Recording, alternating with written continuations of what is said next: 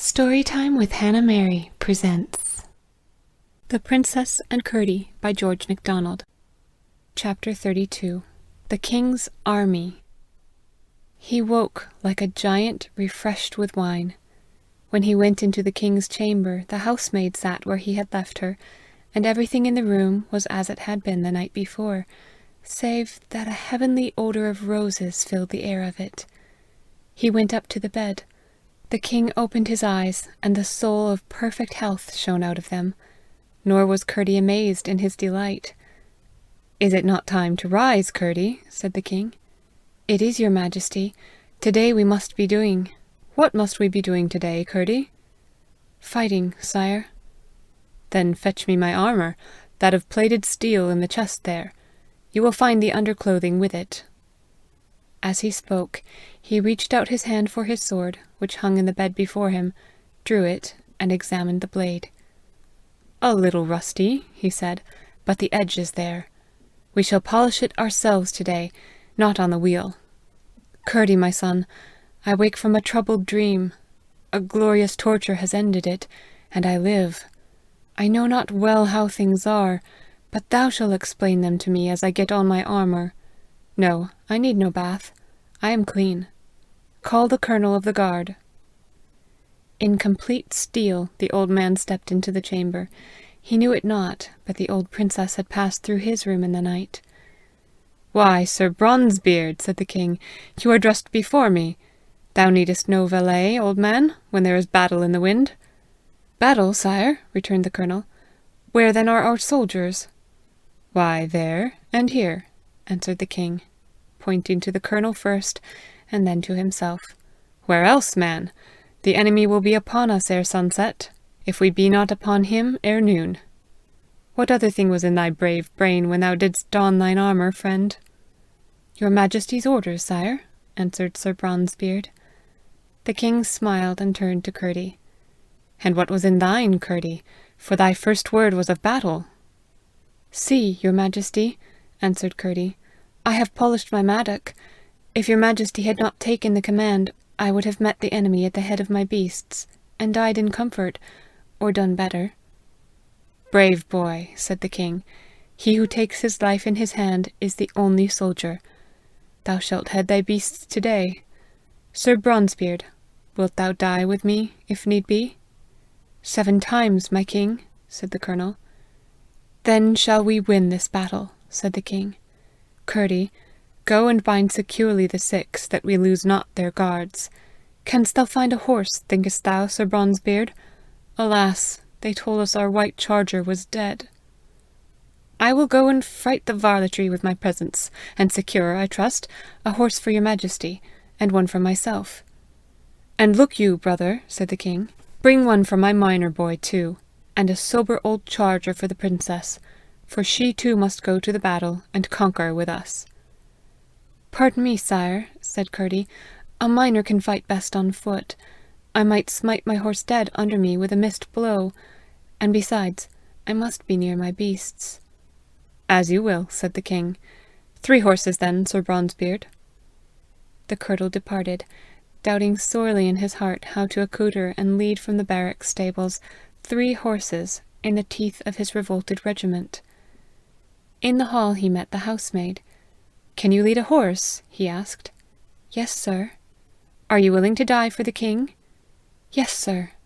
"Can you do as you are bid?" "I can keep on trying, sir." "Come then. Were I not a man, I would be a woman such as thou." When they entered the barrack yard, the soldiers scattered like autumn leaves before a blast of winter. They went into the stable unchallenged, and lo, in the stall, before the colonel's eyes, stood the king's white charger, with the royal saddle and bridle hung high beside him.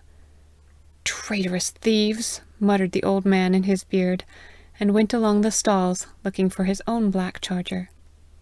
Having found him, he returned to saddle first the king's, but the maid had already the saddle upon him, and so girt that the colonel could thrust no fingertip between girth and skin. He left her to finish what she had so well begun, and went and graced his own. He then chose for the princess a great red horse, 20 years old, which he knew to possess every equine virtue. This and his own he led to the palace, and the maid led the king's. The king and Curdie stood in the court, the king in full armour of silvered steel, with a circlet of rubies and diamonds round his helmet. He almost leaped for joy when he saw his great white charger come in, gentle as a child to the hand of the housemaid. But when the horse saw his master in his armour, he reared and bounded in jubilation, yet did not break from the hand that held him. Then out came the princess attired and ready, with a hunting knife her father had given her by her side. They brought her mother's saddle, splendent with gems and gold, set it on the great red horse, and lifted her to it. But the saddle was so big, and the horse so tall, that the child found no comfort in them. "Please, King Papa," she said, "can I not have my white pony?" "I did not think of him, little one," said the king. "Where is he?" "In the stable," answered the maid. "I found him half starved, the only horse within the gates, the day after the servants were driven out. He has been well fed since." "Go and fetch him," said the king. As the maid appeared with the pony, from a side door came Lena and the 49, following Curdie. "I will go with Curdie and the Uglies," cried the princess, and as soon as she was mounted, she got into the middle of the pack. So out they set, the strangest force that ever went against an enemy. The king in silver armour sat stately on his white steed, with the stones flashing on his helmet. Beside him the grim old colonel, armed in steel, rode his black charger. Behind the king, a little to the right, Curdie walked afoot, his mattock shining in the sun.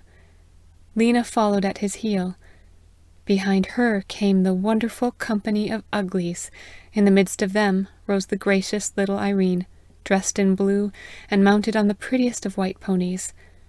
Behind the colonel, a little to the left, walked the page, armed in a breastplate, headpiece, and trooper's sword he had found in the palace, all much too big for him, and carrying a huge brass trumpet, which he did his best to blow. And the king smiled, and seemed pleased with his music, although it was but the grunt of a brazen unrest. Alongside of the beasts walked Derba carrying Barbara, their refuge the mountains, should the cause of the king be lost. As soon as they were over the river, they turned aside to ascend the cliff, and there awaited the forging of the day's history. Then first, Curdie saw that the housemaid, whom they had all forgotten, was following, mounted on the great red horse, and seated in the royal saddle.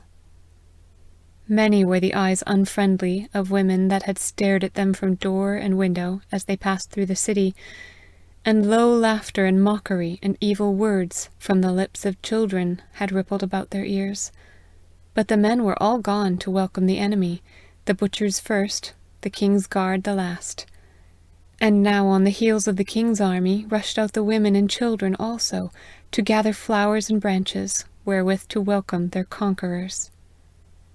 About a mile down the river, Curdie, happening to look behind him, saw the maid, whom he had supposed gone with Derba, still following on the great red horse.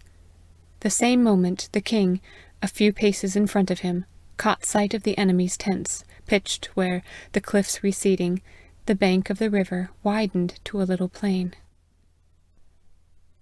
End of chapter 32. Find more stories on Instagram at storytime.with.hannahmary.